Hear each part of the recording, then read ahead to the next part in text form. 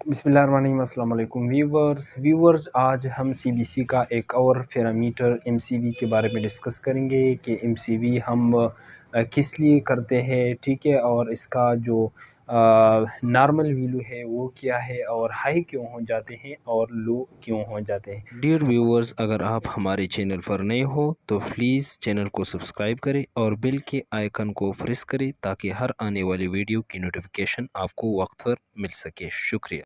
तो आते हैं एमसीवी की तरफ। तो याद रखिए कि एमसीवी जो है इसका एब्रीविएशन क्या है, मेन कार्पस्कुलर वॉल्यूम, या इसको हम मेन सेल वॉल्यूम भी कह सकते हैं। ये कौन सा टेस्ट है? तो याद रखिए कि ये सीबीसी का एक फेरामीटर है या पार्ट ऑफ आरबीसी है, सीबीसी है, ठीक है। जो सीबीसी टेस्ट हम करते हैं तो इसमें ऑलरेडी ये एमसीवी जो फेरामीटर है ये ऑलरेडी उसमें मेंशन होता है, ठीक है। तो ये पार्ट ऑफ सीबीसी है और ये हम इसको हम किस तरह डिफ़ाइन करेंगे कि एमसीवी हम क्यों करते हैं, ठीक है। तो एमसीवी हम इसमें जो है जो एवरेज साइज़ ऑफ आरबीसी है इसको हम जो है मेजर करते हैं, ठीक है।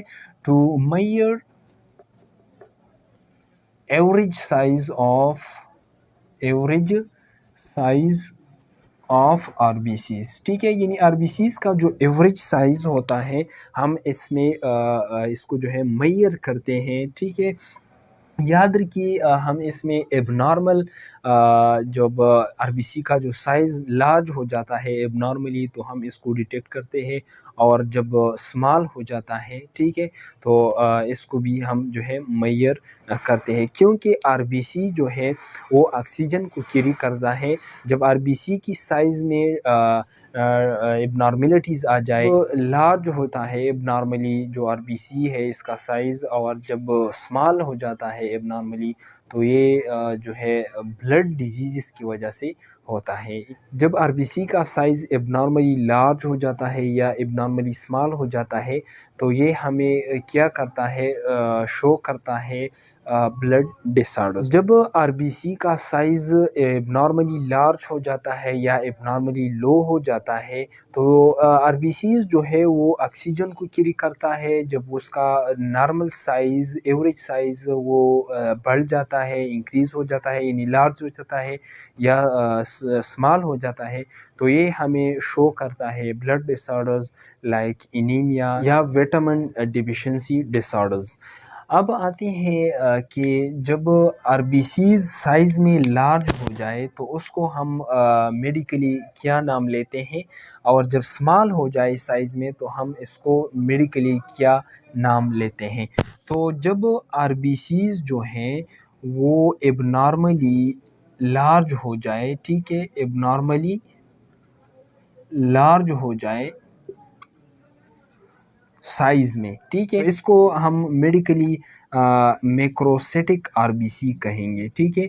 मैक्रोसाइटिक आरबीसी, जब आरबीसी अपनी साइज़ से एबनॉर्मली लार्ज हो जाए तो हम इसको मैक्रोसाइटिक आरबीसी कहेंगे। अब जब आरबीसीज़ जो है वो एबनॉर्मली आरबीसी जब एबनॉर्मली अपनी साइज़ से जो है वो यानी साइज़ में स्मॉल हो जाए तो उसको हम मैक्रोसाइटिक आरबीसी कहेंगे, मैक्रोसाइटिक आरबीसीज़, ठीक है। यानी जब आरबीसी अपने साइज़ में एबनॉर्मली लार्ज हो जाए तो उसको हम मैक्रोसाइटिक आरबीसी कहेंगे, और जब स्मॉल हो जाए एबनॉर्मली अपने ना एवरेज साइज़ से तो उसको हम माइक्रोसाइटिक आरबीसीज़ कहेंगे। अब नॉर्मल रेंज की बात करते हैं कि एमसीवी का नॉर्मल रेंज क्या है। तो नॉर्मल रेंज ऑफ एमसीवी जो है वो क्या है, वो 80 से लेकर 96 एफएल तक होता है। 80 से लेकर 96 एफएल एफएल एफएल का मतलब होता है फेम्टो लीटर, ठीक है, फेम्टो लीटर, ये इसका क्या है, नॉर्मल रेंज है। जब भी इससे बढ़ जाता है 96 एफएल से RBC کا ایوریج سائز یعنی MCV جب 96 سے بڑھ جاتا ہے 96 FL سے تو یہ ہمیں بہت سارے بلڈ ڈسارڈرز شو کرتے ہیں، یا جب 80 سے کم ہو جاتا ہے تو یہ بھی ہمیں بہت سارے بلڈ ڈسارڈرز جو ہے وہ شو کرتے ہیں، جو ہم آگے ڈسکس کرتے ہیں۔ اب آتے ہیں کہ MCV کو ہم کس طرح کیلکولیٹ کریں گے، ٹھیک ہے، اس کی ویلو کس طرح ہم نکالیں گے۔ MCV is equal to hematocrit multiplied by 10 and then divide by total RBCs، ٹھیک ہے۔ فار ایگزامپل ہمارے ساتھ جو ہے ہیماٹوکریٹ 50 ہے multiplied by 10 and then divide by 5.2، تو ہم جو ہمارے پاس جو MCV ویلو آتا ہے وہ 96 FL آتا ہے۔ اب آتے ہیں کہ ہمیں جو ہے MCV ٹیسٹ کیوں کرنا پڑتا ہے، تو یاد رکھیے کہ جب پیشنٹ کو یعنی فار ایگزامپل ایک پیشنٹ ہو، ڈاکٹر کے پاس چلا گیا اور اس میں اگر یہ سمٹمز ہوں گے تو اس کے لیے یہ جو MCV ٹیسٹ ہے وہ ڈاکٹر جو ہے وہ اس کو پرسکرائب کریں گے، لائک اس میں جو ہے پیٹی یعنی تھکاوٹ ہو، ٹھیک ہے، اس طرح اس کا جو سکن ہو وہ پیل یلو سکن ہو، ٹھیک ہے، اور اس طرح اس میں جو ہے جنڈس ہو، ٹھیک ہے، یا اس کی جو ہینڈز اینڈ فٹ جو ہے وہ فیلنگ کول کول ہوتے ہیں، تو اس کنڈیشن میں اس کو جو ہے ڈاکٹر یہ جو MCV ہے وہ پرسکرائب کرتا ہے۔